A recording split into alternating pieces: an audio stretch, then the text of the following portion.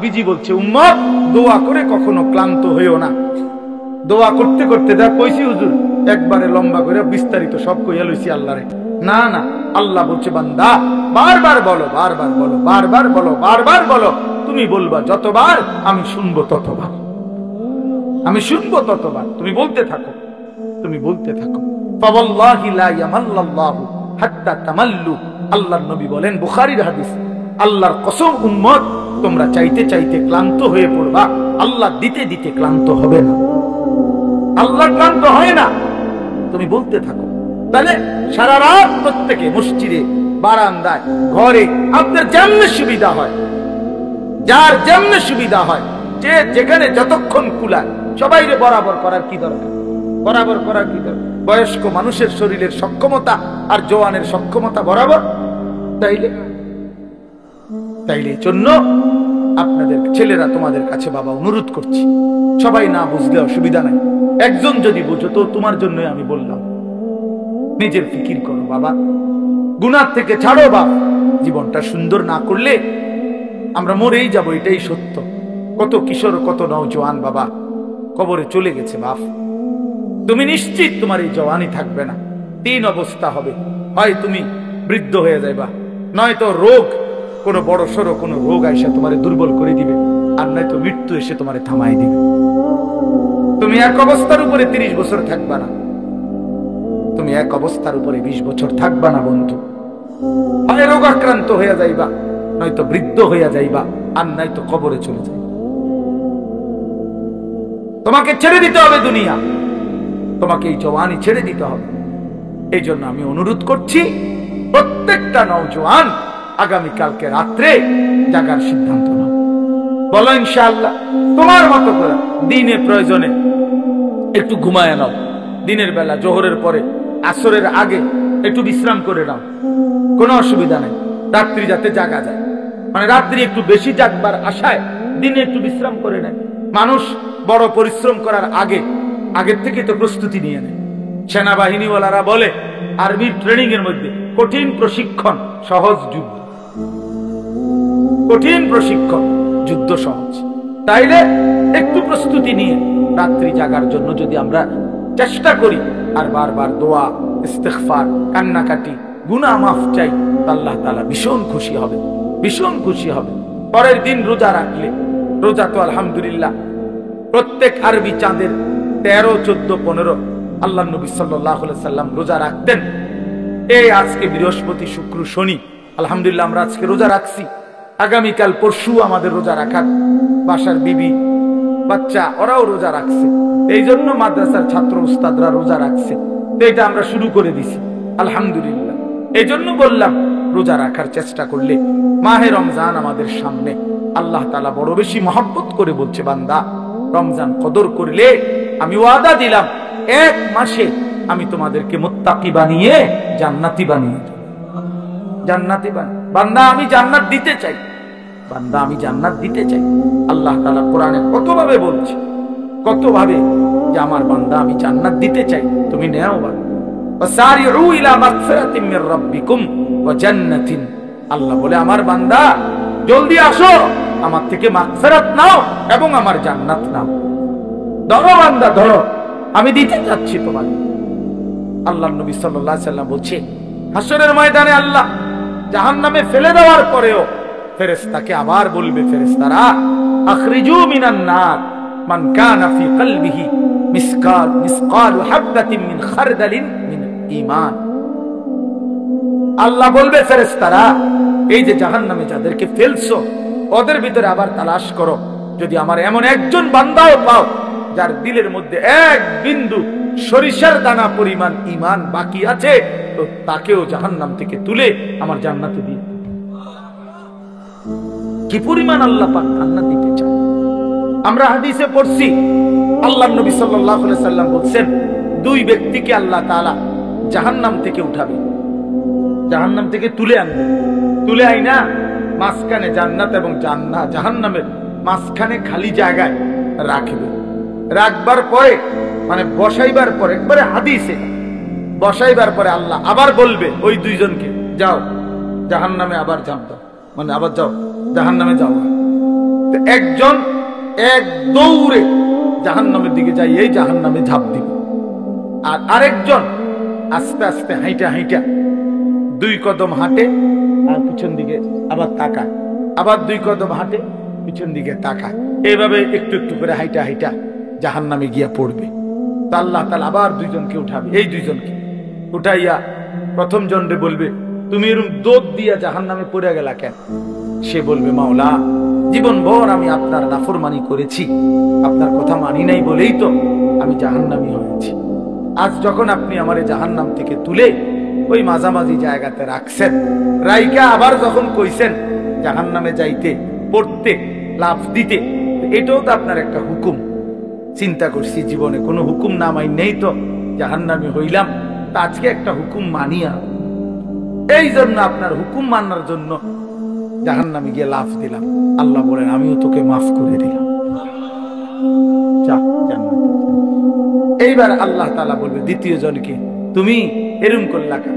তুমি কি তা জানে পিছে পিছে কি চাইলা? তো সে বলবে, মাওলা, আমি তো জাহান্নামী, আমার আযাব তো হচ্ছিলই, তো আপনি যখন আমারে জাহান্নাম থেকে তুলে এই খালি জায়গায় আইনা বসাইলেন, আমি ভাবছি আপনার মায়া লাগছে, আমারে দয়া করবেন, আমি মনে করছি আমারে মাফ করে দিছেন বা মাফ করে দিবেন, এই জন্য উঠাইয়া আনছি। এখন আবার যখন আমারে জাহান্নামেই পড়তে কইছেন, যেন আমি একটু একটু আগাইয়া পিছন দিকে চাই, আপনি কোনো ডাক দেননি, আপনার মায়া জানি আবার লাগেনি কোনো, আপনি আমারে ডাক দেননি। তো আল্লাহ তাআলা বলবেন, বান্দা, আমি তোকেও মাফ করে দিলাম,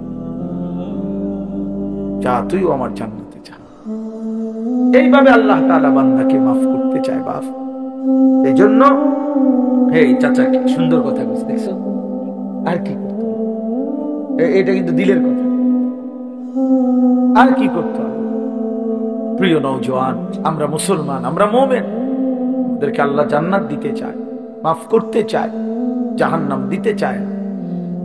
আমাদের নবী সাল্লাল্লাহু আলাইহি সাল্লাম বলছেন, উম্মত, আমি তোমাদেরকে জাহান্নাম থেকে কিভাবে বাঁচাইতে চাই। নবীজি একটা উদাহরণ দিয়েছেন, ওয়া আনা আখিযু বিহুজাজিকুম। ঠিক আছে, একটু আগে এনে বসেন না, আগে বসেন। মানে কেউরে যদি আমি ফিরাইবার জন্য হাতে ধরে বললাম, ভাই আইয়ালাও, তুমি যাইও না ওইদিকে, তো সে বলে টান দিয়ে হাত ছাড়াইয়া ফেলল, বুঝেন নাই? আমি তারে বললাম যে ভাই, কাঁধে হাত দিয়ে, ভাই ভাই ভুল করো না, আগুনের দিকে যাইও না, আও তুমি ফিরে আসো। তো সে আমার হাত কাঁধের থেকেও আপনার সরাইয়া ফেলল, সরেন মিয়া, আমারটা আমি করুন, আপনার কি? তো আমার হাতে ধরা হাতও কি করে দিল, ছুড়ে দিল, ফেলে দিল, কাঁধে রাখা হাতও ফেলে দিল। এবার আমি যদি তার কোমরে জড়াইয়া ধরি যে না ভাই, আমি আপনার আগুনে করতে দিব না, আমি বাইচা থাকতে আপনারে জাহান্নামে করতে দিব না, আপনাকে বরবাদ হতে দিব না, আমি কোমরে জড়ায় ধরেও যদি টানাটানি করি, এবার সে চাইলেই আমার থেকে ছুটাটা তার জন্য কঠিন। কঠিন না? মানে কোমরে জড়ায় ধরলে ছুটা, আলগা হওয়া কঠিন কিনা? এই আল্লাহর নবী কসম, বাবা, নবীজি বলছে, উম্মা, আমি তোমাদের প্রত্যেককে চাচ্ছি এইভাবে কোমরে জড়াইয়া ধরে ধরে জাহান্নাম থেকে বাঁচাও। ওয়া আনা আখিযুন বিহুজাজিকুম।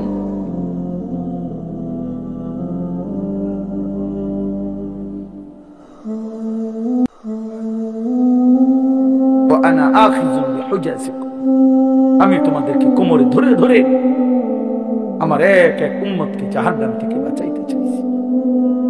এবার ভেবে দেখো ভাইয়া, তোমার জন্য নবী কত কাঁদছে, কতটা ফিকির করছে।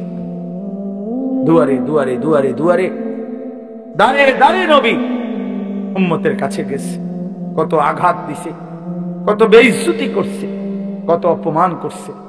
তায়েফের রক্ত ছড়াইছে, পেটে 2টা পাথর বাঁধছে, দান দান শহীদ করে উহুদের ময়দানে পড়ে রইছে।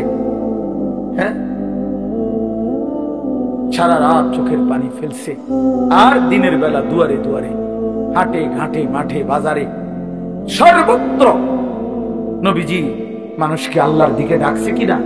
কবি আরশ पर कभी फरश पर, कभी उनके दर कभी दर बदर, गमे आशिकी तेरा शुक्रिया, मैं कहां कहां से गुजर गया, कभी हो रास्तों में तन्हा, कभी हो गुरूदे सहरा, मैं जुनू का हम सफर हूं, मेरा कोई घर नहीं है।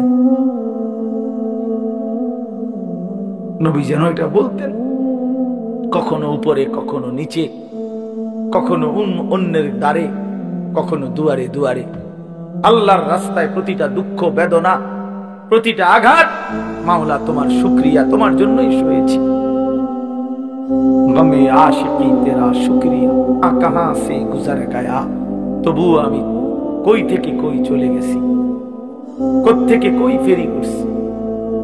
কবি রাস্তু মে তনহা, কখনো রাস্তায় একাকী ছিলাম, একাই বলে গেছি। কবি হো গুরুদে সাহারা, কখনো মরুভূমিতে একাকী হাঁটতে থাকছি। যদি আমার এক উম্মত আল্লাহর দিকে ফিরে আসে, মাই জুনু কা হাম সফর হো, আমি যেন এক নেশা পাগলের মতো সফর করছি, যে দেখি খুঁজে আর কেউ ফিরে কিনা, আর কেউ ফিরে কিনা, আর কেউ। মেরা কোই ঘর নেই, আমার কোনো ঘর নাই, আমার ঘর আখিরাত, আমার ঘর জান্নাত।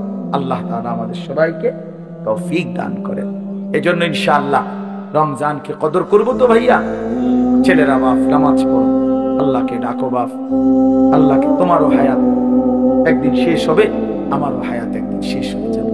আল্লাহ তাআলা আজকের এই মাহফিল কবুল করে নেন, কবরবাসীদের রূহের মাগফিরাত দান করেন, এবং এই আয়োজন আল্লাহ তাআলা যেন আমরা থাকি বা না থাকি, আমার হাজী সাহেব তারা না থাকুক, কিন্তু আমাদের সন্তান তোমরা ছেলেরা, এলাকার নওজোয়ান ছেলেরা, তোমরা ইনশাআল্লাহ আগামী দিনে এই মাহফিল তোমরা চালু রাখবা ইনশাআল্লাহ। ঠিক আছে না? ইনশাআল্লাহ এলাকার তোমরা এই মহল্লার বা এই মাহফিলের সাথে সম্পৃক্ত, তোমরা ইনশাআল্লাহ আগামী দিনে এটা চালু রাখো।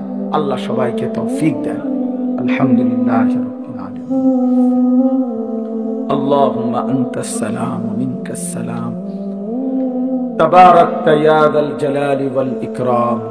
মাওলাই করিম আপনি মাফ করে দেন, আপনি মাফ করে দেন, আপনি মাফ করে দেন। আয় আল্লাহ আপনি মাফ করে দেন, পিছনের সব গুনাহ মাফ করে দেন, সব গুনাহ মাফ করে দেন।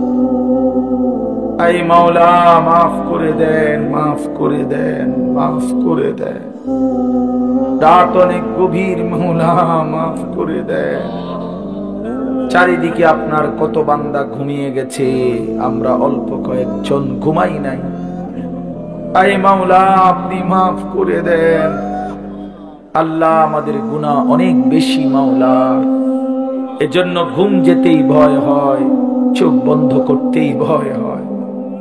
ঘুম যদি আরে না ভাঙ্গে, চোখ যদি আরে না মেলে, এত গুনাহ নিয়ে কবরে যাব কেমনে মাওলা? হাসরের ময়দানে দাঁড়াইব কেমনে? নবী পাকের সুপারিশ চাইব কেমনে? হাউজে কাউসারের পানি মিলবে কিভাবে মাওলা? আই মাওলা রাত গভীরে মাফ করে দেন, মাফ করে দেন, আপনি মাফ করে দেন। আযাব দিলে আপনার কোনো লাভ নাই, মাফ করে দিলে আপনার কোনো ক্ষতি নাই। মাফ করলে আপনার কমবে না, মাফ না পেলে আমাদের উপায় থাকবে না। আপনি ছাড়া আশ্রয় নাই, আপনি ছাড়া ঠিকানা নাই। আপনি তাড়িয়ে দিলে আমরা কোন দুয়ারে যাব মাওলা? আপনি ফিরায়া দিলে ভিখারি যাবে কোথায়?